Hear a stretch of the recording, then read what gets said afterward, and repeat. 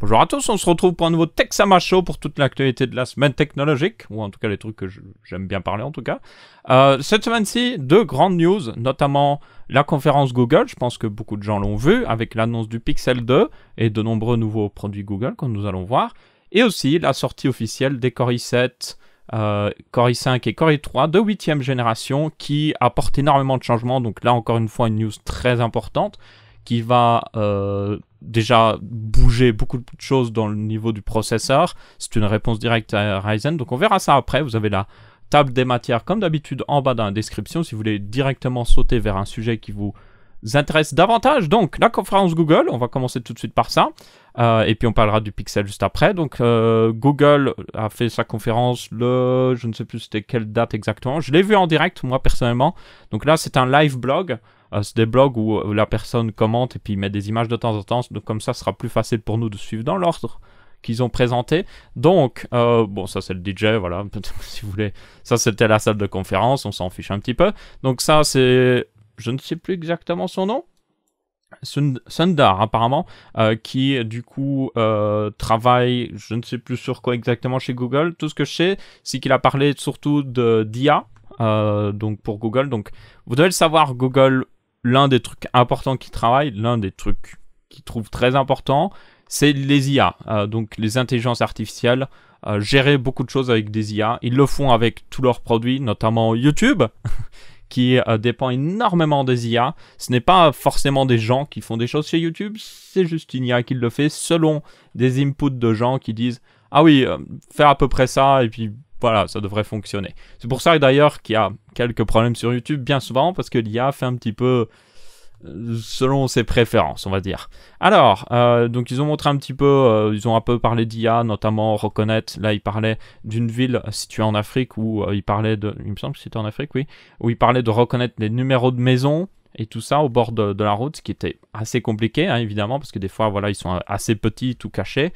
Donc là, ils ont montré qu'avec Google Maps, ils avaient pu mapper toute la région de cette ville, qui évolue énormément et que c'était assez compliqué pour un être humain de le faire, alors qu'une IA, pour elle, c'est beaucoup plus facile. Donc là, ils ont parlé pas mal d'IA, et même énormément d'IA. Donc si vous êtes intéressé par ça, je vous invite à aller voir la conférence qui est sur YouTube.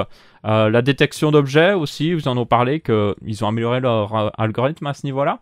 Donc évidemment, la détection d'objets, c'est mieux d'avoir un être humain, parce qu'un être humain, il reconnaît, mais une IA, l'avantage, c'est que vous pourriez automatiser beaucoup de choses. Les meilleures IA ne sont pas forcément... Là, il parlait un peu d'efficacité, par exemple. Les meilleures IA n'atteignent pas une efficacité, évidemment, à 100%. Elles ne sont même pas à 50% pour la reconnaissance d'objets. Ça dépend, évidemment, aussi des endroits. Hein. Si c'est un fond tout blanc et puis que vous avez juste l'objet en plein milieu, bon, là, il va reconnaître facilement.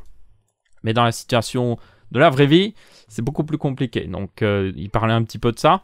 Donc là, il y a une autre personne qui est arrivée sur la scène et ils ont commencé un petit peu à parler de notamment Google Assistant, qui est l'un de leurs produits phares, qui dépend évidemment énormément des IA. Donc ils ont présenté de nouveaux produits. On va aller voir directement ce qui est le plus intéressant, évidemment. Donc ils ont parlé de différentes technologies au niveau de justement Google Assistant. Donc ils ont introduit le Google Mini. Donc le Google Home Mini, c'est un Google Home mais version miniature qui vous permet d'accéder à votre Google Assistant. Il a un speaker, donc il sait faire du son. Il y a des LED qui apparaissent à travers, donc ça c'est de la fabrique, donc c'est du tissu. Donc là on voit un petit peu mieux le speaker justement. Donc il coûte genre 50 € si je me souviens bien. Différents coloris d'ailleurs disponibles, ça c'est les LED qui vous permettent de voir s'il écoute ou autre chose. Donc vous pouvez lui parler tout simplement, utiliser Google Assistant via le Google Home Mini. Donc pour ceux qui sont intéressés par ça, évidemment, là vous serez plutôt content parce que ça vous permet d'accéder au Google Assistant pour beaucoup moins cher que le Google Home originel qui était beaucoup plus cher. Et apparemment on aura une version en France, donc ça c'est cool. Et voilà, si vous êtes intéressé. Moi personnellement, Google Assistant et tout ça, je ne suis pas... Je trouve que c'est beaucoup pour les hipsters. Vous voyez, les gens... Alors, si vous êtes dans ce genre-là, je ne vous critique pas ou autre chose. Je dis juste, c'est vraiment pour les gens qui ont une utilisation très spécifique, genre, qui ont plein d'appareils, déjà qui sont que chez Google, parce qu'évidemment, si vous êtes chez d'autres marques, ça devient un peu compliqué. Donc, qui sont coincés dans tout ce qui est Google, qui utilisent Google Chrome, tout Google, vraiment tout Google, et qui du coup dépendent énormément de Google pour faire tout. Donc également aussi leur calendrier, parce qu'il y a d'autres applications de calendrier qui marchent bien. Vous n'êtes pas obligé d'utiliser Google Calendar, il y en a plein d'autres qui existent, qui marchent très bien. Donc là, c'est vraiment pour les gens qui sont à fond Google. Et là, il y a déjà un cas d'utilisation plus important. Après, l'un des problèmes de Google Assistant, ils en parlent un petit peu après, on verra ça, c'est que, selon moi, c'est pas naturel d'utiliser. C'est genre, ok Google, quel est le 46e président des États-Unis? Évidemment, il n'existe pas encore parce que c'est le 45e qui existe actuellement. Et là, j'ai déclenché tous les téléphones chez tout le monde. Désolé, mais bon, c'était juste pour illustrer. Le truc, c'est pas très naturel de faire ça. Et justement, ils en parlaient un petit peu après où ils ont changé Google Assistant, et ils l'avaient déjà montré par le passé, mais pour qu'ils réagissent plus selon les conversations. Vous voyez, juste vous discutez avec Google. Vous êtes plus pas en mode Google, fais ça. Genre en train de parler comme un robot, parce que c'est un petit peu comme ça qu'on l'utilise ces derniers temps. Et surtout aussi, l'un des problèmes que j'ai un petit peu du mal à utiliser, c'est que Google Assistant marche beaucoup mieux évidemment en anglais qu'en français, parce qu'en français il est un petit peu... C'est pas génial toujours, hein. Surtout quand on voit la traduction automatique de YouTube, hein. Vous devez activer là, sur cette vidéo-là, juste voir ce qu'il va écrire, juste pour le fun. Enfin bref. Il montrait pas mal de fonctionnalités au niveau de Google Home, via Nest aussi, parce que Nest, ils ont racheté Nest, si vous vous souvenez. Donc, notamment la reconnaissance de gens sur les caméras de sécurité. Donc, s'il y a un livreur ou autre chose, dire « Oh, regardez, il y a un livreur à la porte » ou « Il y a tante Irma qui est à la porte » ou je ne sais quoi encore. Donc ça, c'était intéressant, mais encore une fois, c'est si vous êtes coincé dans l'écosystème Google. Ils ont annoncé aussi un partenariat avec Disney et plein d'autres marques pour apporter des jeux sur le Google Assistant, tout simplement. Donc, notamment la possibilité de lancer un jeu juste en faisant « Hey Google, lance un jeu, lance-moi un cartoon là ou je ne sais quoi ». Donc, c'est un partenariat avec ces marques-là pour cette raison-là. Donc, notamment, il avait parlé, il y aura une façon de gérer et de créer des comptes pour vos enfants et qui seront gérables, évidemment, depuis un autre compte Google par an, afin d'éviter que vos enfants fassent n'importe quoi. Donc ça, c'était plutôt pas mal. Donc c'est pour les enfants en dessous de 13 ans, par exemple. Et ensuite, ils ont montré le Google Home Max. C'est un nom assez spécial. C'est un gros speaker, comme l'a fait Apple récemment. Donc, du bon son, certainement. Je l'ai pas, donc je ne saurais dire, mais bon, certainement du bon son. Très cher, très cher. 399, voilà. Ça fait mal. Vous avez Google Music pendant 12 mois, apparemment. Honnêtement, si tu débourses 399 boules pour ce truc-là, il ferait mieux quand même de te donner Google Music pour un peu plus que 12 mois. Mais bon, c'est que mon avis. Ensuite, qu'est-ce qu'ils ont... Ah oui, ils sont arrivés au Google Pixelbook. Alors ça c'est... Alors, Google continue un petit peu. Ils avaient déjà fait une tablette Pixel, il me semble, oui. Ou je ne sais plus comment ils l'avaient appelé, mais Google fait Google Chrome OS, vous devez le savoir. Donc les Chromebooks, qui sont des petits ordinateurs portables qui tournent sur Chrome OS. Chrome OS, c'est juste vraiment... Si vous lancez Chrome, vous n'avez que Chrome. Mais vous pouvez utiliser des applications dans Chrome et tout ça, donc... Ça reste utilisable, c'est même très bien si vous êtes étudiant, vous voulez juste prendre des notes dessus, c'est parfait, hein, vous pouvez vraiment vous payer un Chromebook pour rien du tout. Si vous êtes développeur, vous pouvez mettre Linux dessus, très pratique, c'est très utilisé ça par contre.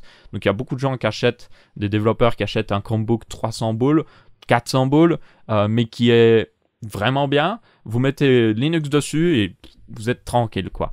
Donc il y a beaucoup de gens qui faisaient ça. Donc là, ils relancent encore une fois un nouveau...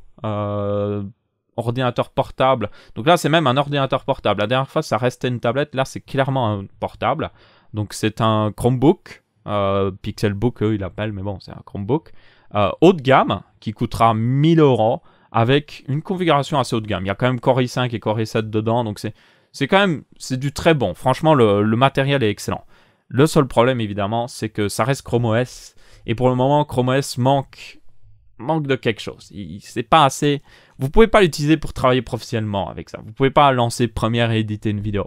Vous pouvez pas, c'est Chrome OS. Vous pourriez mettre Linux dessus, encore une fois, si vous êtes développeur. D'ailleurs, certains développeurs qui rechercheraient une config haut de gamme, ce serait vraiment excellent pour eux, je pense, sans pour autant aller vers des Mac ou autre chose. Parce qu'il y a beaucoup de développeurs qui prennent des Mac et qui installent Linux dessus. J'en ai déjà connu plusieurs par le passé. Donc ça, ce serait parfait pour ce genre de personnes, évidemment. Mais les personnes qui vivent, c'est plutôt monsieur tout le monde qui utilise son PC pour aller sur Internet et tout ça. Et je dois bien avouer que dans ce cas d'utilisation-là, bah ça va, en fait ça va vraiment, parce que petit problème de batterie, c'était un petit peu, je sais pas pourquoi elle arrivait à 0 alors qu'il restait 2 bars quand j'ai lancé, mais bon, c'était une batterie, c'est pas une batterie recommandée par la marque ou autre chose, donc elle est un petit peu moins puissante, donc je suppose que c'est peut-être ça. Enfin bref, donc j'en reviens à ma discussion sur le Google Pixel Book. Le problème c'est que, comme je vous ai dit, ça ne vous permettra pas de travailler professionnellement ou autre chose. Après, je comprends que monsieur tout le monde en fait, je vois mes parents et tout ça, ben, ils vont voir leur email, ils vont voir Facebook, ils vont voir un peu sur YouTube des trucs de temps en temps, ils vont voir des sites internet, ils font des documents et tout ça dans Word ou autre chose. Ben, ils n'ont pas besoin d'un PC full Windows en fait. Et je trouve que ce genre de truc pourrait correspondre à une famille un peu plus, un peu plus aisée, mais même pas forcément hyper riche, mais une famille qui aimerait quelque chose de qualité. Sans pour autant débourser dans un truc ultra haut de gamme ou autre chose. Donc je vois un cas d'utilisation, même si évidemment ça reste limité. Mais bon, il y a encore un truc qui doit arriver, je sais même pas où ça en est ça, mais normalement il devrait apporter le support des apps Android sur Chrome OS. Je sais pas encore ça en est où, ça fait des années qu'ils nous le promettent, et si ça arriverait, ça comblerait un petit peu le manque d'applications sur Chrome OS. Mais évidemment, ça ne réglerait pas le problème principal qu'il y a aussi sur Android. C'est comment on fait pour bosser, vraiment bosser dessus. Du multitâche, des applications vraiment professionnelles. Bon, il y en a sur Android qui permettent quand même de faire des trucs plutôt cool, mais il n'y a pas une vraie... Il n'y a pas genre pour éditer des vidéos ou autre chose. Donc ça devrait être réglé. Évidemment, il pourrait toujours travailler en partenariat avec Adobe ou autre chose pour faire quelque chose, même si je pense qu'Adobe ne serait pas très motivé. Il y a un mode tente, si vous aimez, quand vous le retournez, ça fait une petite tente en quelque sorte. Évidemment, l'écran est tactile, hein, ça semble logique. Et puis USB type C, plein de batteries, parce qu'évidemment, ça tourne sur Chrome OS, donc pas Windows. On pourrait techniquement installer Windows dessus, même si je ne sais pas quelles seraient les capacités et tout ça. Il y a apparemment un Pixel Pen aussi, parce que why not, pour prendre des notes. Et puis, ils ont commencé à non, c'est pas encore là. Donc voilà, le Pixel Pen, par exemple. Ben justement, ils parlent un petit peu d'applications qu'ils ont mis dessus. Apparemment, il y a Lightroom, ok. Ça, j'avais pas vu, j'ai manqué une partie du truc. Donc apparemment, Snapchat is building an Android experience for large screen, ok. Donc apparemment, ils parlent un petit peu d'app Android. Et justement, ils ont peut-être parlé justement des apps Android voilà, ok. Pixelbook supporte aussi les Android, les apps Android. Donc ils ont enfin rajouté le support. Donc, excusez-moi, je n'avais pas vu cette partie-là. Donc apparemment, ça arrive vraiment. Donc justement, le truc que je parlais, ça arrive vraiment. Et ça commencera avec le Pixelbook. Intéressant, très intéressant. Donc on aurait beaucoup plus d'applications et j'espère que les développeurs adapteront leur application à un écran beaucoup plus grand évidemment. Donc ça risque d'être assez intéressant. Donc là ça le rend plus intéressant. Il démarre à 999 $, c'est un prix honnête selon la config. Même si évidemment, voilà, ça reste quand même honnête selon ce que vous avez vraiment. Surtout s'il y a beaucoup d'applications disponibles. Ok, les smartphones. Donc là, il parle du Pixel 2. Voilà le Pixel 2. On en parlera un petit peu après, donc je vais le skip. On va juste en parler juste après, donc ne vous inquiétez pas. On a eu d'autres présentations justement sur tout ce que peut faire Google Home, l'intégration Google Home et tout ça, Google Assistant, notamment dire à Google Assistant. Voilà, là c'est justement le fait de parler, pas juste dire « Ok Google, quelle est l'adresse, mets le GPS pour l'adresse de ma maison ». Non, là c'est « Ok Google, allons à la maison ». Et puis à Google qui est « Ok, voilà, alors il te faudra autant de temps pour rentrer à la maison, il y a trop de trafic sur cette route-là, donc prends plutôt cette route-là. Aussi, tu as reçu un texte de maman qui te dit j'ai acheté du pain. Voilà, c'est plus une conversation, pas juste genre on parle comme deux robots ensemble, quoi. Ça, je trouve ça intéressant, même si, encore une fois, dans ma vie de tous les jours, moi, je ne vois pas pourquoi j'utiliserais ça, en fait. Mais bon. Ils ont aussi parlé de Google Lens, qui est un peu... Ça ressemble énormément à Google Goggles, si vous vous souvenez de l'époque. Google Goggles, c'était une application où vous pouviez scanner des trucs avec. Donc Google Lens, c'est pareil, vous pouvez scanner un objet, il va vous le rechercher sur Internet, vous dire, ah, c'est un, je sais pas moi, cet objet ici, cette batterie, c'est une batterie machin chouette chose pour tel appareil photo. Voilà, et vous pouvez l'acheter avec des liens vers Amazon et tout ça. Donc c'est plutôt pratique. Et donc, en quelque sorte, Google Lens, c'est une version 2 de Google Goggles. Ça peut aussi traduire du texte. Ça pouvait prendre, là, c'était assez intéressant, une adresse mail sur un bout de papier. Vous pouvez envoyer un mail directement à cette personne. Ça, c'est plutôt pratique. Au final, Google Lens, c'est selon moi le truc le plus pratique qu'ils ont montré avec tout ce qui est un peu Google Assistant, en quelque sorte, même si c'est pas Google Assistant. Donc, identifier des objets, des peintures, des bâtiments aussi. Et puis, il parlait des fois un petit peu de la difficulté que ça pouvait scanner. Donc, notamment avec là, c'est des photos de chihuahua ou des photos de muffins. Donc, ça, c'est un muffin, ça, c'est un chihuahua, ça, c'est un muffin, ça, c'est un chihuahua, un muffin, un chihuahua, un muffin, un chihuahua, un muffin. Bon, un être humain le voit. Mais pour un appareil photo, c'est un peu plus compliqué. Donc, il disait que c'était pas encore... Voilà, c'était pas encore ça, mais qu'il travaillait évidemment pour que ce soit un petit peu plus puissant.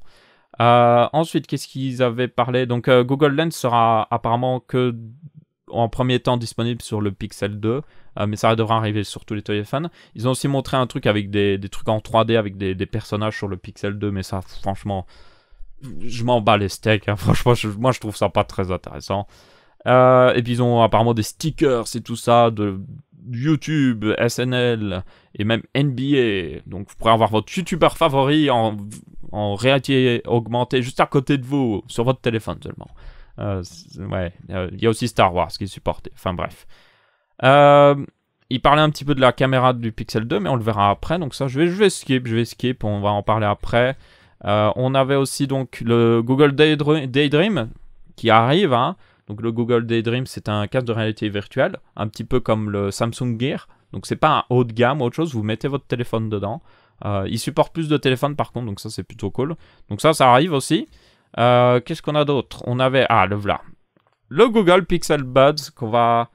Non, je pense qu'on va en parler après. On va aller directement voir le Pixel, ok? Donc, le Pixel 2 et le Pixel 2 XL. Donc, deux téléphones totalement différents. Ils ne sont même pas fabriqués par les mêmes marques. Parce qu'évidemment, Google fait fabriquer par d'autres marques qui font des téléphones Android. Donc, on a deux nouveaux Pixels. Notamment, là, il montre que... Donc, ça, c'est le Pixel 2 XL. Qui est donc avec un écran beaucoup plus grand, au format 18/9, un peu comme les Galaxy S8 et les LG V30 et tout ça. Donc un écran qui prend beaucoup plus de place à l'avant. On n'est pas encore au niveau d'un Galaxy S8 ou autre chose, comme vous pouvez voir, il y a encore une assez grosse bordure, mais c'est déjà beaucoup mieux. Par contre, il y a double speaker à l'avant, donc ça c'est plutôt cool. On a évidemment une taille assez importante, l'écran fait 6 pouces je crois, mais le téléphone en tant que tel ne fera pas plus de taille que les anciens téléphones 5,5 pouces en quelque sorte. Donc voilà la finition. Donc ils ont toujours la finition métal en dessous, verre au-dessus. Sauf que cette fois-ci, donc le verre est plus petit. Il n'est pas au niveau du capteur d'empreinte. Donc ça c'est cool. Donc plus de plein d'empreintes sur le verre. Pourquoi il y a du verre? C'est pour les antennes téléphone si vous demandez. Parce que les autres téléphones, ce qu'ils font, c'est que bien souvent ils mettent des trucs sur le bord du métal. Où vous avez un petit bord, une sorte de bord en plastique qu'on voit. Donc là, au lieu d'avoir ça, et pour avoir un bord en métal magnifique sur tout le côté, ben, ils font ça.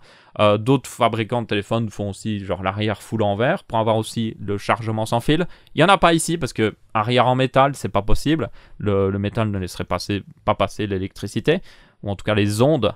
On voit un petit peu le côté, donc donc ça c'est le slot SIM. Il n'y a pas d'extension via microcarte SD.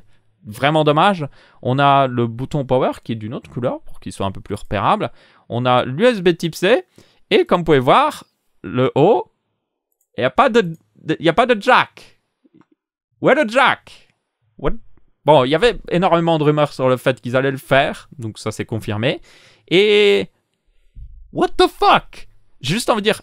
Alors, le problème avec ça, c'est que littéralement, l'année dernière, ou même quelques mois, ils avaient une pub pour le Pixel 1 où ils se moquaient, littéralement, ils se moquaient des iPhones qui n'avaient pas de jack.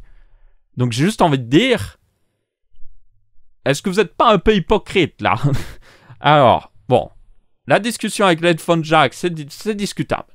Tout le monde n'en a pas besoin, mais il y en a qui en ont besoin.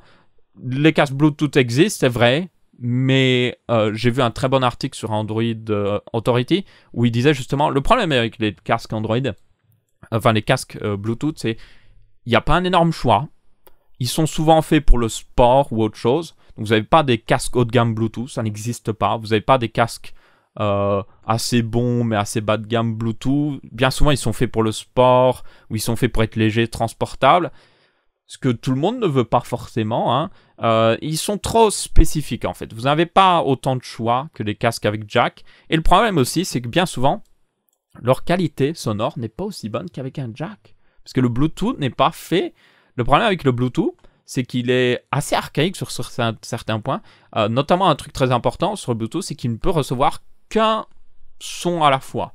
Un channel audio à la fois. Donc ce que fait le téléphone, c'est que le téléphone réencode le son et l'envoie au jack, au Bluetooth. Donc ça veut dire que vous utilisez un autre codec pour communiquer avec votre périphérique Bluetooth. Donc ça veut dire que votre musique, qui était peut-être en MP3 ou en FLAC, déjà en MP3, elle avait déjà une perte de qualité parce que c'est compressé. Eh bien, elle est recompressée et puis elle est envoyée en Bluetooth jusqu'à votre casque Bluetooth. Donc là, il y a déjà une perte. Il y a déjà une double perte. En plus, ben, comme ils sont sur batterie, ces casques Bluetooth, ben, ils n'ont pas un aussi bon son parce que leur batterie, sinon, se viderait trop vite. Donc ça, c'est aussi un autre problème. Donc, il y a pas mal de problèmes, en fait. Et bien souvent, vous regardez, vous dites, ah ben, oui, on a une meilleure qualité sur un jack. Et en plus, on a une meilleure qualité sur un jack pour beaucoup moins cher. Vous pouvez acheter des trucs à 15 € en jack, des écouteurs à 15 € qui ont une aussi bonne qualité que des trucs sans fil qui coûtent pratiquement 10 fois plus cher. C'est juste, c'est à ce point-là. C'est vraiment à ce point-là. Et c'est pour ça que selon moi, on a encore besoin du jack parce que juste le Bluetooth n'y est pas du tout. Ça n'y est vraiment pas du tout. Donc, contrairement à encore Apple qui a fait son propre truc sans fil, où là, vous pouvez dire, ok, ils ont leur propre truc sans fil, c'est de meilleure qualité. Ça reste discutable. Là, non, c'est le Bluetooth. Ça reste pas parfait. C'est bien, mais il y a des défauts. Et notamment le fait que ça coûte plus cher, il y a moins de choix, et juste, voilà. Et, comme par hasard, ils ont aussi annoncé des trucs sans fil, qui ont quand même un fil parce que c'est pour le tenir, enfin bref. Donc des trucs sans fil, 159 $. Donc on se demande pourquoi ils ont retiré le jack, hein. Moi je me demande vraiment pourquoi, hein. Oh non, c'est certainement pas à cause de ça. Non, c'est pas possible. Si, en fait, je pense que c'est totalement possible. Il y a quand même quelques trucs cool, c'est qu'il traduit en direct si quelqu'un vous parle dans une autre langue, même si on sait que Google a encore un petit peu du mal avec ça, donc on verra bien ce que ça donnera. Enfin bref, voilà pour le jack, je trouve ça très dommage. Il y a les autres arguments que... ah oui, qu'est-ce qu'il y a comme autre argument? Manque de place. Connerie. Le LG V30 est moins épais que le Pixel 2. Il a un jack, avec même un DAC. Donc c'est un jack boosté qui a une meilleure qualité sonore. Même épaisseur. Vous avez la Galaxy Note 8 qui a un stylet géant dedans. Aucun problème. Et c'est aussi épais que le Pixel 2. Donc ne me sortez pas l'excuse, ça prend trop de place. C'est de la connerie. Autre argument, c'est pour la résistance à l'eau. On dit souvent, oh mais ça permet pas d'avoir un téléphone résistant à l'eau. Connerie, Galaxy Note 8, Galaxy S8, LG V30, ils sont tous certifiés IP68, ce qui est mieux que le 67 du Pixel 2. Et ils ont un jack. Donc encore une fois, connerie. Donc il y a juste, selon moi, aucune raison de le retirer. Ou alors, s'ils ont le courage de le retirer, ayez le courage de mettre deux USB Type C. Par exemple, un au-dessus et un en dessous. Ça, ce serait une bonne idée. Comme ça, vous pouvez utiliser celui d'au-dessus peut-être pour des accessoires.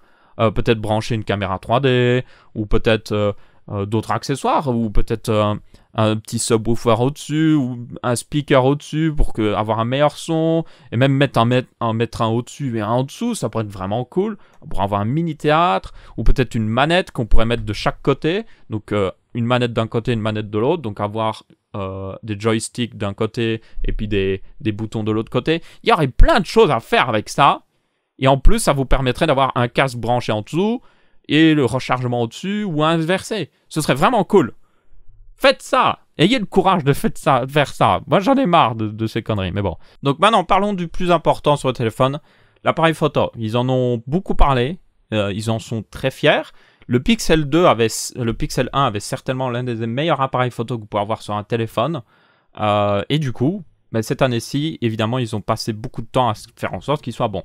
Donc, bon, pour le moment, personne n'a vraiment eu le téléphone sous la main. Donc, voilà, ils ont testé genre sur le showroom et tout ça, dans des conditions un petit peu toujours, genre, vous voyez, avec un mauvais éclairage et tout ça.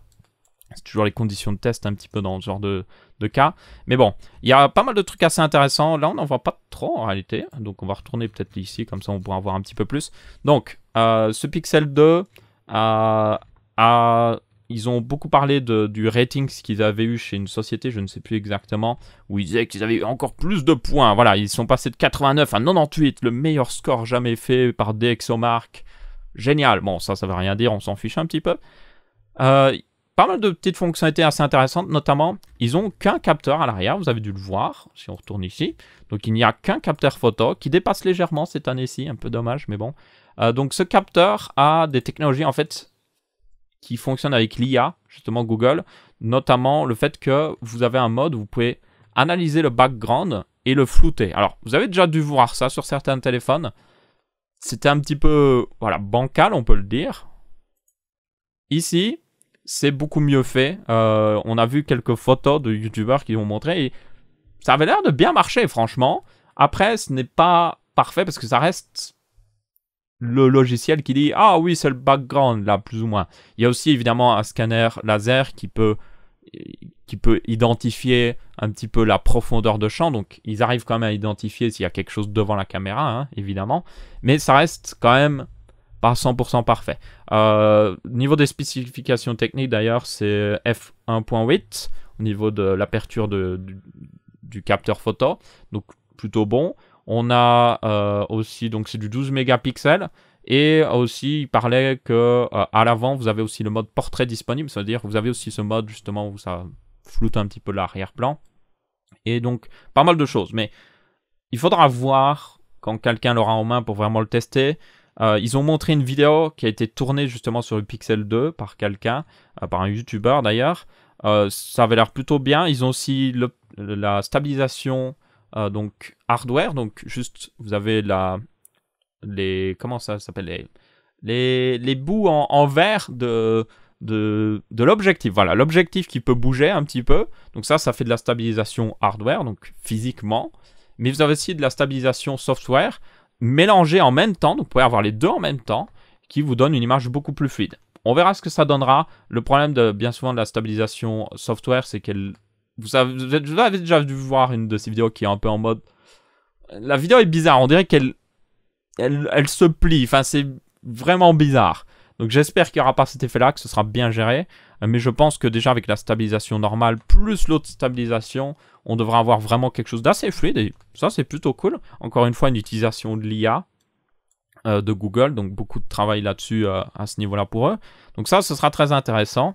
On verra ce que ça donnera. Et encore une fois, tant qu'il n'y a pas quelqu'un qui la teste en direct, on ne pourra pas vraiment vérifier si c'est réellement bien.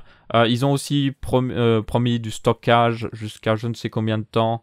Donc stockage illimité pour le Pixel 2, pour les photos, les vidéos à n'importe quelle résolution. Ça, c'est plutôt cool. Par contre, ça ne dure que, je crois, quelques années. Enfin, c'est pas éternellement, évidemment. Et puis... téléphone résiste à l'eau, ça j'en avais parlé, il est IP67 pour être plus exact. Mais bon, voilà, 649 $ le Pixel 2, qui lui, voilà à quoi il ressemble. Donc il a aussi le double speaker, il a une plus grosse bordure au-dessus et en dessous, malheureusement. Mais sinon, pour le reste, il reste assez similaire. Et puis le Pixel 2 XL, qui lui a 849 $ avec l'écran beaucoup mieux et tout ça. Donc le Pixel 2, honnêtement, le Pixel 2 normal, je le trouve pas très intéressant, il est pas très beau. Le Pixel 2 XL est déjà beaucoup plus beau, même si il y a des téléphones plus beaux, on va être honnête.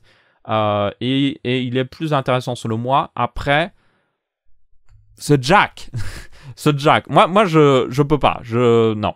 Déjà aussi, oui, Pixel 2 XL, vous l'avez en Australie, Canada, Allemagne, Inde, Royaume-Uni, États-Unis et fuck la France, visiblement.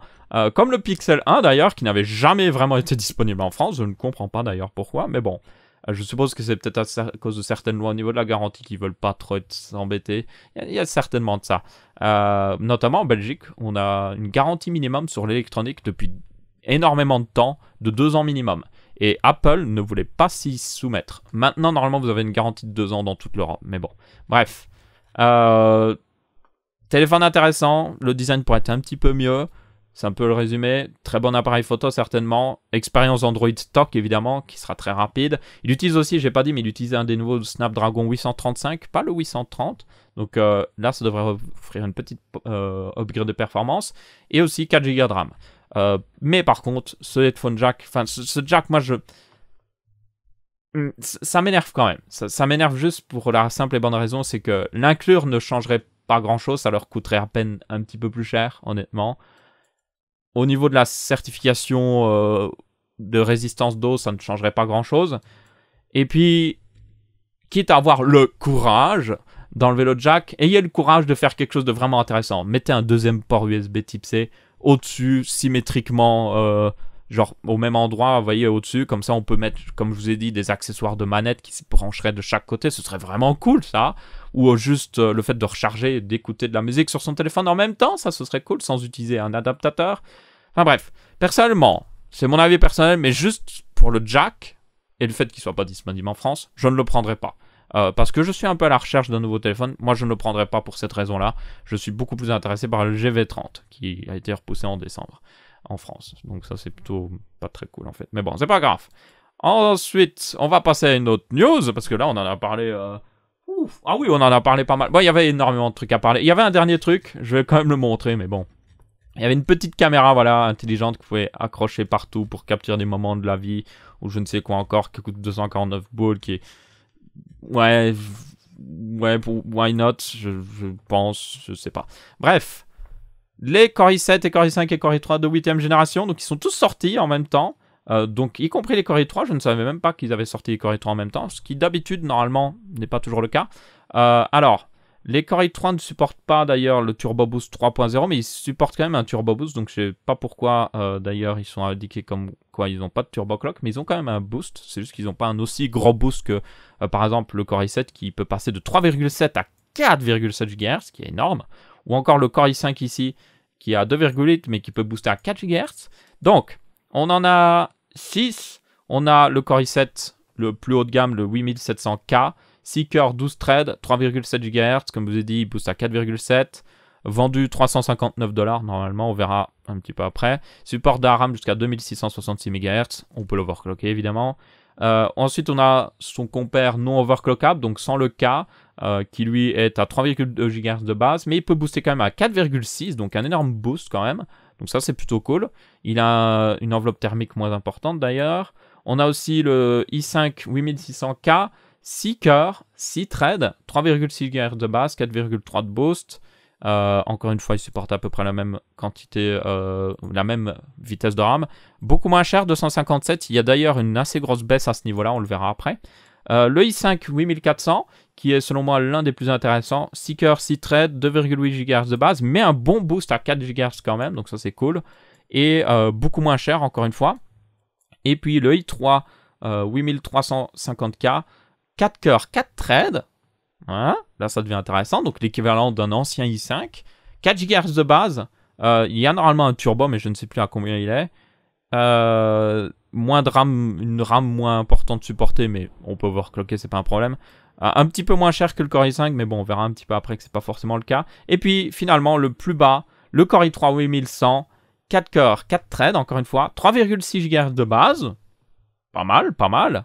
C'est un bon Core i5 en quelque sorte, d'ancienne génération, si on part de ce principe-là. Et pour, là, le prix est $117 normalement. On verra après. Donc il y a énormément de reviews, vous pouvez aller toutes les voir. Au niveau français, d'ailleurs, si vous voulez lire en français, vous avez hardware.fr, vous avez Cocotte-Lente, Conseil Config, vous aviez aussi les numériques qui ont sorti un test FR. Donc je vous invite à lire un maximum de reviews, surtout si vous comptez acheter. J'en ai lu pas mal, j'en ai vu aussi pas mal sur YouTube. Il y en a de youtubeurs hardware en anglais. Donc, on va un peu parler. Alors, premièrement, un truc qu'il faut parler, c'est que ça a été rushé comme lancement. Normalement, les Core i7 de 8e génération et Core i5 et Core i3 devaient sortir en 2018. Donc, ils ont été rushés déjà. Il y a quelques petits bugs pour le moment, notamment au niveau du Turbo Boost qui... Voilà, certaines cartes mères ne boostent pas le Core i7 à sa fréquence maximum. Certaines cartes mères le brident même. Enfin, c'est un peu buggé pour le moment. Ce sera certainement corrigé avec des mises à jour de BIOS. Mais il y a un petit... Voilà, c'est pas parfait pour le moment. Ensuite, de quoi on peut parler on peut parler des performances. On va parler des performances en jeu. C'est évidemment le plus important. Donc, notamment, donc là, vous voyez, le vert, en vert, c'est fréquence de base. Et en bleu, c'est overclocké. Donc, ne regardez pas trop overclocké parce que il faut l'overclocker pour arriver là. Donc, on peut voir que ce nouveau Core i7, et si vous regardez bien, il y a aussi le Core i5 qui est là. Il est juste, d'ailleurs, il est légèrement au-dessus ici. Donc là, on a Battlefield en 1080p. On va surtout s'intéresser au 1080p parce que c'est là qu'on voit les différences entre les CPU. Donc on peut voir qu'il est légèrement au-dessus d'un Core i7 7700K dans en tout cas Battlefield. Ce qui est plutôt une bonne nouvelle parce qu'il a une fréquence de base inférieure. Donc je vous avais dit qu'on verrait certainement une situation où il est à peine plus puissant ou même moins puissant dans certaines situations que le Core i7 7700K parce qu'il booste moins haut, ou en tout cas il a une moins bonne fréquence. Ça a l'air d'être assez équilibré. Le Core i5 overclockable, lui, donc Seeker, est pas très loin derrière, il est à 148 fps. Et vous avez même le Core i5 non overclockable qui lui est encore un petit peu moins loin. Et puis même aussi, vous pouvez regarder les Core i3 et tout ça, normalement, sont aussi pas trop mal situés, franchement. Donc il ne faut pas déconner. La plupart des CPU, en tout cas dans ce jeu-là, à part si vous allez vraiment dans le plus bas de gamme, ou en tout cas les Ryzen 4 cœurs qui eux ont un petit peu du mal, la plupart des processeurs tournent à peu près pratiquement au maximum d'FPS possible. Donc voilà. Important à comparer le Ryzen 7700X ici qui est à 141 ou 142 fps pratiquement. Donc pas trop loin derrière quand même. On a ensuite du Civilization 6 qui lui profite vraiment de processeurs multicœurs. Ça se voit parce que les Ryzen 7 ici se débrouillent mieux. Un exemple assez vraiment criard sur le fait que Civilization, vous lui donnez le plus de cœur, il est plus content. On n'a pas les Core i9 qui sont sur cette charte parce que c'est juste des processeurs qui sont beaucoup... Ouh, j'ai heurté le micro. Ils sont beaucoup plus chers, donc aucune raison de les mettre ici, évidemment. Donc le Core i7 8700K, encore une fois, là, non overclocké, se débrouille pas trop mal. J'atteins la limite de record. Donc il se débrouille pas trop mal. Vous avez quand même les Ryzen et tout ça qui se débrouillent pas mal, en fait, comme je vous ai dit. Vous avez aussi le Core i7 7700K qui avait à peu près le même score. Donc là, c'est étonnant parce qu'on a 2 cœurs de plus, mais au final, à peu près au même niveau. Évidemment, overclocké, ça donne un bon boost de puissance. On a aussi Deus Ex Mankind où là, on voit aucune différence, donc ça sert à rien de regarder. Dishonored 2, on voit déjà un petit peu plus de différence. On voit que, par exemple, les nouveaux Core i5 sont juste derrière le nouveau Core i7 et overclocké n'apporte pas énormément de nouveaux performances. Très intéressant. On a aussi Doom, qui est parfaitement optimisé, donc là vous ne verrez littéralement presque rien comme différence, peu importe le processeur que vous prenez. On a Far Cry Primal qui lui a toujours été un jeu qui manque un petit peu d'optimisation, on peut le dire. Donc là on voit un peu plus de différence, on voit notamment que le i7 7700K lui se débrouille mieux que le nouveau i7 8700K, certainement à cause de sa fréquence de base beaucoup plus haute. Donc encore une fois je vous dis, comme on a 3,7 ici de base, ça pêche un petit peu dans certains jeux. Donc ça c'était la première page de jeu. Évidemment ça dépend énormément du jeu auquel vous jouez. Par exemple Hitman ici, vous voyez, Hitman ne favorise pas du tout les processeurs AMD où ils sont carrément à la traîne. Mais bon, c'est Hitman. Si vous jouez énormément à Hitman, ça peut influencer votre décision d'acheter, mais ça ne veut pas tout dire non plus. Donc là encore une fois, on voit que le nouveau Core i7 est un petit peu en arrière par rapport à l'ancien, mais il n'est pas trop loin non plus.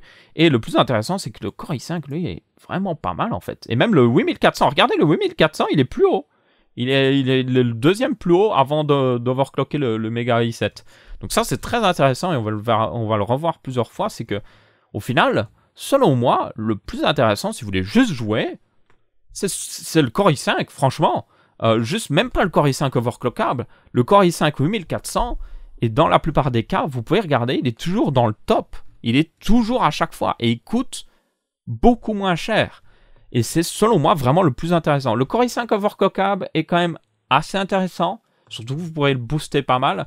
Mais au final, vraiment la conclusion qu'on peut en tirer, c'est que Mais si vous voulez juste jouer, eh bien, alors Ryzen était très intéressant. Maintenant, évidemment, Ryzen perd un peu en intérêt. C'est fait exprès. Hein. Intel a sorti ces processeurs-là à un prix où ils font la misère à Ryzen. Donc, ne vous étonnez pas d'ailleurs si vous voyez les processeurs Ryzen, certains baisser de prix, surtout les Ryzen 5, je les vois bien baisser de prix. Il y en a qui sont toujours intéressants à leur prix. Je pense notamment au Ryzen 7 1700 qui, même à 300 €, a toujours un prix franchement honnête pour ce qu'il offre. Et c'est des bonnes performances en multicore parce qu'il n'y a pas que les jeux évidemment. Donc là, on va aller voir d'ailleurs notamment des petits benchmarks un petit peu au niveau de la productivité et tout ça. Donc on a par exemple Adobe ici. Donc là, c'est du Photoshop. Photoshop n'est pas le plus optimisé multicore. Donc là, on voit par exemple que les nouveaux Core i7 et tout ça se débrouillent le mieux. Ils passent même devant les plus gros Core i7 qui ont plus de cœurs. On a aussi Word. Bon, ça, ces programmes-là, c'est pas là que vous verrez l'utilisation de cœur vraiment être importante. Par contre, en rendu, c'est là qu'on voit des choses beaucoup plus intéressantes. Notamment, si vous regardez, ce nouveau Core i7 de base se débrouille mieux qu'un Ryzen 7 1700X en multicœur. Donc ça, c'est très intéressant. Le Ryzen 7 1700 n'est vraiment pas très loin. Donc ça, encore une fois, c'est pour ça que je vous dis que lui est encore très intéressant. Le Core i5, donc si on retire le hyper trading, là on voyait que ça pêche quand même de retirer l'hyper trading. Donc le Core i5 ici est beaucoup plus loin quand même. Le 8400 n'est pas très loin. Là, c'est vraiment ça qui m'étonne à chaque fois. On a aussi Cinebench, là où on voit le score pur, donc en single thread. Donc ça, c'est performance avec un seul thread. Ce nouveau Core i7 se débrouille très bien parce qu'il booste à 4,7, je vous rappelle. Donc c'est pour ça d'ailleurs qu'on ne voit pas beaucoup de différence entre la version overclockée et non pas overclockée. Parce que là, il booste tellement haut, de toute manière, que ça ne change pas grand-chose. Mais après, avec le score en multithread, on voit que ce nouveau Core i7 est juste derrière un Ryzen 7 1700. Alors, il y a beaucoup de variations ici, je tiens à le préciser. Faites très attention si vous regardez d'autres benchmarks sur d'autres sites. Il y a énormément de variations parce que certaines cartes mères ont des options pour booster le processeur sur tous ses cœurs, tous les cœurs en même temps, à 4,4 GHz par exemple. Donc c'est plutôt cool, mais il y a des problèmes de stabilité. Notamment Gamer Nexus a vu des problèmes de stabilité sur Blender et tout ça. Donc c'est un overclocking clairement. C'est pas vous le mettez, vous activez l'option et puis ça marche nickel, vous pouvez faire tout ce que vous voulez. Non, il y a des risques encourus. Et du coup, sur certains benchmarks, certains reviewers n'ont pas trop fait attention et leur justement Core i7 a boosté justement à des méga 4,4 GHz ou autre chose. Donc c'est pour ça que vous verrez des différences de score.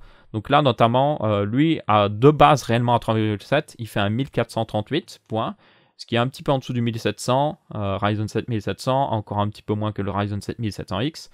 Overclocké, si vous le mettez à 5 GHz, là il booste carrément à 1623 points, donc il est juste en dessous d'un Ryzen 7 1800X, donc très intéressant. Mais encore une fois, si vous voyez des reviewers avec un score de 1500 ou autre chose, eh ben, regardez ici, le non overclocké il fait 1438, overclocké à fond 5 GHz il fait 1623. Donc voilà, on voit clairement pourquoi certains reviewers ont eu 1500 points, c'est tout simplement parce qu'il était à 4,4 GHz ou autre chose. Donc il était à mi-chemin entre les deux. Mais encore une fois, il y a des problèmes de stabilité, donc faites très attention à ce niveau-là. Mais bon, quand même très intéressant, des très bonnes performances pour un 6 cœurs. Il est au niveau d'un 8 cœurs sans aucun problème, donc ça c'est très bon. Mais le plus intéressant, encore une fois, je vous dis, ces petits Core i5 6 cœurs sont vraiment pas mal. Ils sont au même niveau, sans overclocking, que les Core i7 4 cœurs 8 threads.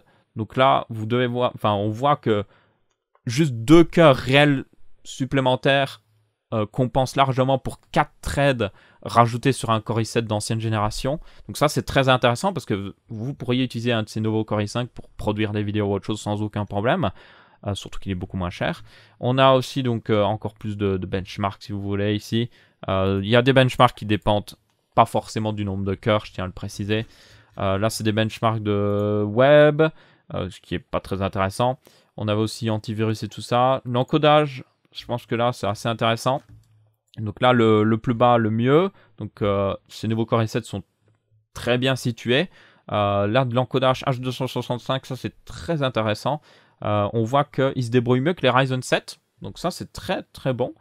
Donc encore une fois, ils sont assez intéressants. Franchement, les Ryzen 7 ont perdu un petit peu d'intérêt. Ils peuvent toujours se rattraper avec une baisse de prix pour certains. Le 1700 reste toujours très intéressant selon moi, surtout si vous l'overclockez.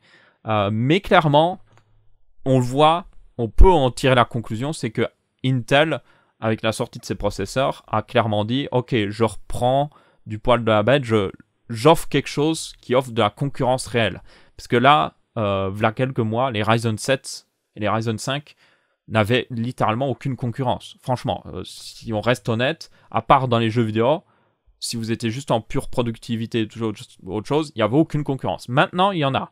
Et c'est ça qui est très intéressant. Donc, pour vous, pour moi, pour tout le monde qui achète des processeurs, c'est une très bonne nouvelle. On verra aussi après les prix, mais c'est une très bonne nouvelle et on a enfin de la concurrence. Et c'est ça que vous devriez remarquer.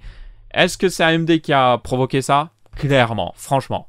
Selon moi, ça n'a pas que fait qu'à avancer la date. Je suis pratiquement sûr que ça les a forcés à faire ces Core i7 et Core i5 6 cœurs plus tôt que prévu. Certains ont un autre avis là-dessus, mais moi je trouve franchement que ça a dû les forcer, certainement. Surtout qu'ils devaient avoir des informations voilà pas mal de mois, hein, parce que toutes les marques ont un petit peu des espions un petit peu partout, hein, on le sait tous. Donc ouais, franchement, très intéressant. On peut voir aussi les performances moyennes. Donc là, c'est juste un bet score remis sur 100%. Donc là, on voit notamment au niveau de test CPU, au niveau des jeux en 720p, pas très intéressant, 720p je trouve. Donc là, les jeux en 1080p, là, c'est très intéressant. Donc encore une fois, le i7 d'ancienne génération est légèrement au-dessus, parce qu'il a une meilleure fréquence de base, ce qui est normal. Mais bon, le plus important, après tout ça, c'est les prix. Parce que c'est bien qu'il soit performant, mais s'il coûte cher, bah, ça sert à rien. Voilà. Donc, on a deux sites ici. Donc, on a LDLC et TopAchat, qui sont les deux plus gros sites, selon moi, de vente français à l'heure actuelle. LDLC est souvent un peu plus cher, mais beaucoup de gens achètent chez eux parce qu'ils ont une meilleure réputation. TopAchat est beaucoup moins cher, mais certaines personnes évitent d'acheter chez eux parce qu'ils ont des fois un petit peu des problèmes. Donc, on va regarder. Donc, là, j'ai trié pour avoir juste les Core i3 et les Ryzen 3 et tout ça. Donc, juste Ryzen 3, Ryzen 5, Ryzen 7, Core i3, Core i5, Core i7. Et on va regarder un petit peu. Donc, déjà, très important, le Core i3 8100 est à un prix très raisonnable, 131 €. C'est à peu près le même prix que, vous voyez, le 6100 qui était un peu au même niveau. C'est même moins cher que le 7100 qui est un petit peu au-dessus, si je me souviens bien, je ne sais plus où il est. Non, le 7100 est un petit peu moins cher quand même, il est là. Donc il a une très bonne fréquence. C'est réellement, c'est un i5 pour 131 €. Et rien que ça, si vous voulez juste jouer, c'est très très bon. Très très bon. Il y a des problèmes de disponibilité toutefois, donc ça voilà. Hein. Les Ryzen 3, franchement, là je dois bien l'avouer, les Ryzen 3 au même prix ne sont juste plus assez intéressants. Je le dis directement. Même si vous pouvez les overclocker, ce Core i3 là est juste plus intéressant, franchement. Donc à cette gamme de prix là, c'est devenu le nouveau roi. Vraiment, le 8100 ici, c'est le nouveau roi à cette gamme de prix. Ensuite, on a le 8350K qui est un Core i3 4 cœurs overclockable. Alors lui, justement, je le trouve moins intéressant. Il est à 200 €, donc chez TopAchat, il est un petit peu moins cher, évidemment. Si on le retrouve, il est... où est-ce qu'il est? Il est ici, il est à 187. Selon moi, il est moins intéressant. Pourquoi? Parce qu'exactement au même prix, vous avez le Core i5 8400, qui lui est non overclockable, mais il est, c'est un 6 cœurs, donc 2 cœurs supplémentaires, et il a un boost quand même. Il a un bon boost, en fait. Si vous regardez ici, si vous vous souvenez, il booste à 4 GHz maximum. Donc là, 4 GHz de turbo. Du coup, si vous voulez jouer, si vous voulez faire de la productivité et tout ça, il sera plus intéressant. Toutefois, ce Core i3 peut être intéressant si vous l'overclockez. Donc c'est l'équivalent d'un Core i5 overclockable en fait. Pour, au final, pas si moins cher que ça, hein, mais quand même moins cher. Donc c'est vraiment ça, c'est celui, si vous l'overclockez, c'est là qu'il prendra tout son sens. Mais selon moi, c'est le 8400 pour Monsieur Tout-le-Monde qui est le plus intéressant. Les Ryzen 5, encore une fois, se font un peu botter le cul, hein, honnêtement, parce que les Ryzen 5 6 cœurs, donc qui sont les mêmes, hein, sont plus chers, 30 € plus chers, et ils n'offrent pas forcément des meilleures performances.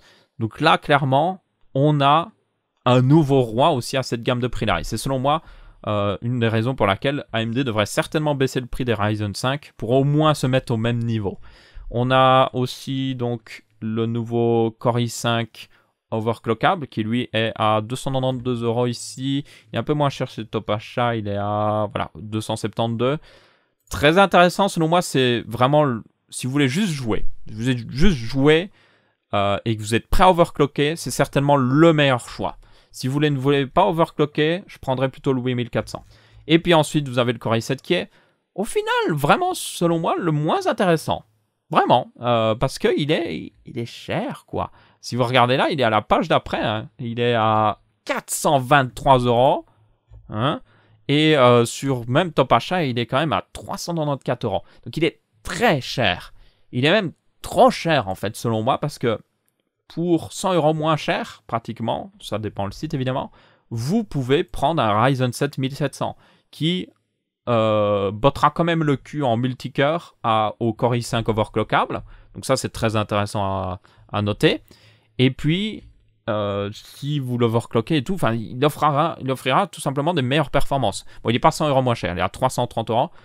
Vous avez aussi le 1700X qui, lui, de temps en temps, est en promotion à 330 €, mais de base, il est à 400 €. Lui, il va devoir baisser de prix, très clairement. Il est plus compétitif à ce prix-là, selon moi.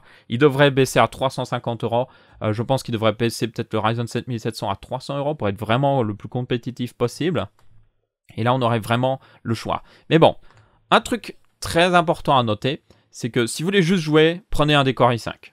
Clairement, le 1400, si vous voulez pas vous embêter avec l'overclocking, ce sera vraiment le nouveau roi. Toutefois, selon les réactions d'AMD au niveau des baisses de prix, ça pourrait changer le paysage. Je vous tiendrai informé dans les vidéos, évidemment. Et aussi un autre truc très intéressant, c'est que si vous voulez juste de la pure productivité, juste le maximum de cœur possible, le Ryzen 7 1700 selon moi reste le meilleur choix quoi qu'il arrive.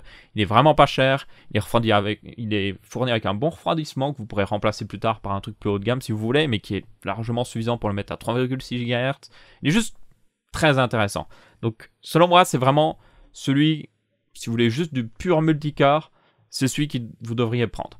Après, faites très attention, c'est que certains programmes professionnels sont peut-être optimisés Intel. Donc, c'est ce que je dis toujours à quelqu'un qui me contacte par mail pour dire « Hey, quel est le meilleur processeur pour tel programme professionnel ?» Mais allez voir des benchmarks, allez voir. Il y a forcément des gens qui ont testé dans le logiciel professionnel pour vous dire « Ah oui, dans tel logiciel, un Core i7 4 cœurs se débrouille mieux qu'un Core i7 8 cœurs. » Ça arrive vraiment. Donc, faites très attention si vous êtes des professionnels et que vous êtes dans ce genre de milieu. Prenez vraiment ce qui est le plus performant et pas forcément ce qui devrait être le plus performant. Mais bon, donc ce Core i5, ce Core i7 vraiment selon moi il est moins intéressant parce que à 400, même si on considère qu'il est à 400 boules, et évidemment sur Top Achat le Ryzen 7 1700, donc le 1700X c'est à 330 € ici, donc vous voyez, hein, le Ryzen 7 1700 est à 299, donc il est à 300 € tout pile, donc là c'est au prix selon moi où il devrait être. Eh bien, c'est juste la différence de prix, même pour jouer au final. Donc encore une fois, si vous voulez vraiment jouer, il faut prendre le Core i5. Mais imaginons que vous voulez jouer, mais que vous voulez aussi beaucoup de puissance CPU. Ok. Donc ça, ce serait l'utilisation type d'un Core i7 avec l'hyperthreading. Parce que là, c'est 6 cœurs, 12 threads. Eh bien, selon moi, c'est plus intéressant de prendre un Ryzen 7 1700. Pourquoi? Parce que le Ryzen 7 1700, peut-être que dans les jeux, ce ne sera pas le meilleur. Mais overclocké, il se rattrapera un peu sa différence. Et surtout, dans les programmes professionnels, ce sera le plus performant, sans trop s'embêter en plus. Et aussi, un truc très important, c'est qu'il est à 300 €. C'est pratiquement 100 € moins cher. Et pour 100 €, vous remettez ça dans la carte graphique. Et voilà votre différence si par exemple le Core i7 avait même 15% de performance plus dans un jeu, je suis désolé, vous remettez 100 € dans une carte graphique en plus. Donc vous passez aussi bien d'une GTX 1060 à une 1070. Les voilà vos 15%, ce sera même 30% de différence. Hein. Donc selon moi vraiment, c'est le moins intéressant, c'est le Core i7. À part si vous êtes juste en mode, je m'en fiche, je n'ai aucune limite de budget et je m'en fiche. Ok, là vous pouvez le prendre, mais vraiment, prenez plutôt le Core i5 pour jouer, franchement. Et si vous voulez de la productivité, prenez le Ryzen 7 1700. Et si vous voulez jouer et avoir de la productivité, prenez aussi juste un Ryzen 7 1700, overclockez-le bien et tout ça. Et la différence de prix vous fera économiser pour une meilleure carte graphique. Mais encore une fois, le Core i5, franchement, avec ses performances, est largement suffisant pour même faire du montage vidéo et tout ça. Donc là, on arrive vraiment dans une situation où c'est vous qui devez vraiment voir selon votre utilisation. Mais bon, Core i5, le 8400 si vous voulez pas vous embêter à overclocker, le 8600K si vous voulez overclocker, qui coûte quand même beaucoup plus cher. Hein. Si vous voulez un peu de productivité, mais que c'est pas non plus, vous voulez pas un truc méga haut de gamme, encore une fois, le Core i5 pourrait suffire. Mais moi, je prendrais même le 8400, encore une fois. Mais le meilleur choix, d'un point de vue pur productif jeu vidéo, ce serait le Ryzen 7700 overclocké. Donc voilà, c'est vraiment votre cas d'utilisation. Donc là, on arrive dans une situation où la plupart des processeurs les plus intéressants, c'est des processeurs Intel. Il y a quand même un processeur AMD, selon moi, qui reste intéressant. Donc là, clairement, AMD doit changer ses prix ou faire quelque chose parce que Intel arrive enfin en ville. Par contre, très peu de disponibilité sur ces nouveaux Core i5 et Core i7 parce qu'ils les ont sortis un petit peu à la va-vite. Donc, bonne chance pour en trouver en stock. Une raison pour laquelle vous devriez peut-être prendre un Ryzen si vous n'avez pas trop le choix, que vous avez absolument besoin d'un PC. Donc ça, c'est dommage, mais ça va peut-être arriver à certaines personnes. Il y a évidemment aussi des augmentations de prix qui vont peut-être arriver à cause de ça. Donc, soyez très attentifs à ça parce que je l'ai déjà vu. Souvent, vous avez un Core i7 qui va sortir à 360 €. Et puis, il va jamais retourner à ce 360 €. Il va augmenter de prix. Il va jamais redescendre à ça. J'ai déjà vu par le passé. J'avais un i7 un i7 5820K. Et je peux vous dire que je l'ai acheté à 360 €. Il est jamais retourné à 360 €. Jamais. Donc, on a des prix maintenant qui sont comme ça. Mais peut-être avec la pénurie, ça va augmenter. Donc, faites très attention encore une fois à ce niveau-là. Donc ouais, il y avait aussi un autre petit dernier sujet, c'était que notamment, ils utilisent encore de la pâte thermique un peu bof sur ces nouveaux Core i7, donc à l'intérieur du processeur. Donc il y a carrément des gens qui vendent des versions où ils ont enlevé le capot, ils ont changé la pâte thermique, ils ont même fait une version où ils ont lustré le capot avec une finition nickel et tout. Donc comme vous pouvez voir ici, contrairement à là où c'est la finition de base. Donc ces nouveaux, ces processeurs-là, vous pouvez les acheter chez Case King, mais donc ils vous les garantissent. Donc déjà, ils ont changé la pâte thermique, donc ils ont de meilleures performances. Et ils vous les garantissent jusqu'à un certain gigahertz. Donc vous avez à 5,2, 5,1, 5 GHz et 4,8, si je me souviens bien, 4,9 aussi. Et du coup, vous allez payer un énorme premium parce que la version 5,2 par exemple, juste la version de base 5,2, même avec le top normal, juste avec la pâte thermique changée, il est vendu 699 balles. Donc ouais, c'est clairement pas pour tout le monde. Franchement, je vous déconseille même. Franchement, je vous le déconseille. C'est juste, c'est irraisonnable. Je le dis directement. Toutefois, ils fournissent quand même une garantie et tout ça, donc c'est plutôt cool. Parce que si vous deviez le faire par vous-même, vous n'auriez aucune garantie. Donc ça, c'est important à noter. Donc ouais. Mais bon, c'est beaucoup trop cher. Donc, encore une fois, Intel utilisait une meilleure pâte thermique, bordel. Apparemment, ils en ont utilisé une légèrement meilleure, mais c'est toujours pas génial. Après, de ce que j'ai vu, d'ailleurs, je ne l'ai pas trop montré, mais de ce qu'on a pu voir sur le... déjà, il s'overclock bien. Il s'overclock à 5 GHz sans trop de problèmes. Peu importe que ce soit le Core i5 ou le Core i3 même, le Core i7. Et au niveau de ce qui est... Alors, la consommation, par contre... Quand vous l'overclockez, il pompe quand même beaucoup plus. Il faut rester honnête. Et surtout, le problème, c'est que s'il consomme, il va chauffer un petit peu plus. Donc, au niveau chauffe, ça reste raisonnable. Mais selon moi, c'est pas très loin de ce qui est raisonnable. Ok. Donc, si je vous montre notamment au niveau de l'overclocking, voilà. Donc, eux, ils l'ont mis à 5 GHz. Et ils n'ont pas trop inclus de chiffre de consommation à 5 GHz, justement. Mais... il disait clairement, si vous voulez overclocker à 5 GHz, il vous faut un refroidissement haut de gamme. Vous ne pouvez pas vous en sortir avec un refroidissement CPU normal. Vous ne pouvez pas avoir un radiateur normal, un Be Quiet pur rock par exemple qui coûte 35 €. Vous ne pourriez pas, c'est juste pas possible. Alors que d'autres, par exemple les Ryzen 7 1700, encore une fois, avec un pur rock, vous pouvez le mettre à 3,8 GHz sans aucun problème. Donc ça, c'est important à noter. Encore une fois, si vous voulez l'exploiter au maximum de sa puissance, vous devrez débourser dans un refroidissement qui coûtera plus de 100 € sans aucun problème. Donc là, un petit peu dommage, mais bon, ça reste quand même raisonnable, même si selon moi c'est un petit peu trop. Ils n'ont pas trop mis de... Je suis assez étonné, il n'y a pas Power Consumption ici, ils n'ont pas trop mis, mais je peux vous jurer que si vous allez voir sur d'autres sites, vous verrez qu'au niveau chauffe, ben, il chauffe quand même pas trop mal. Peut-être, encore une fois, selon moi, un petit peu trop. Donc, est-ce qu'ils ont les chiffres de chauffe ici? Consommation, efficacité énergétique. Donc là, on voit les gros Core i7 et tout. Donc, il est le voilà, ici. Donc ça, c'est au max. Pas overclocké, encore une fois. Et vous voyez qu'il est quand même... il est au-dessus des autres. Les Ryzen 7 sont aussi pas mal hauts. Alors, ça dépend. C'est assez étonnant, mais par exemple, si vous regardez chez Tech Power Up, au niveau de la consommation, et même beaucoup de sites, les Ryzen 7 en général ne consomment pas trop, mais certains sites les mettent quand même assez haut, donc c'est un peu bizarre. Donc là, ils consomment autant qu'un Ryzen 7 qui est pourtant un weaker. Donc, ouais, c'est... On voit quelque chose que j'ai pu dire plusieurs fois par le passé, c'est que j'ai l'impression que Intel atteint une limite au niveau de son architecture actuelle. Genre, à 4 GHz, il se débrouille très bien, mais dès qu'on dépasse les 4 GHz, ça commence à pomper énormément. Et on le voit encore plus sur les Core i9 qui, eux, sont des monstres de puissance pas possible sur tous les sens du terme. Enfin bref, voilà, c'est la conclusion là-dessus. Ça a duré, oui, ça a duré énormément de temps, mais il y avait 2 énormes news cette semaine-ci. J'ai juste traité ça et pourtant ça a pris énormément de temps. Donc, je ferai beaucoup de vidéos sur ces nouveaux Core i5, Core i7 et tout ça dans l'avenir. Je ferai des configs qui les utilisent et tout ça. Je continuerai de vous informer sur les tarifs et tout ça. Je vous montrerai que des fois, selon les tarifs, c'est plus intéressant de peut-être prendre un processeur AMD. Le choix n'est pas juste forcément Intel, mais le choix est surtout selon votre utilisation. Donc, si vous utilisez des programmes professionnels qui demandent beaucoup de puissance, regardez des benchmarks par pitié, parce que des fois, vous allez avoir des surprises. Si vous jouez à certains jeux, ça peut varier énormément, mais en général, je vous dirais ce Core i5 vraiment, le 8400 est vraiment intéressant. 6 cœurs, 2,8 GHz de base, ça pêche un petit peu, mais 4 GHz de boost, franchement, dans les jeux, ça va vous donner tellement de performance.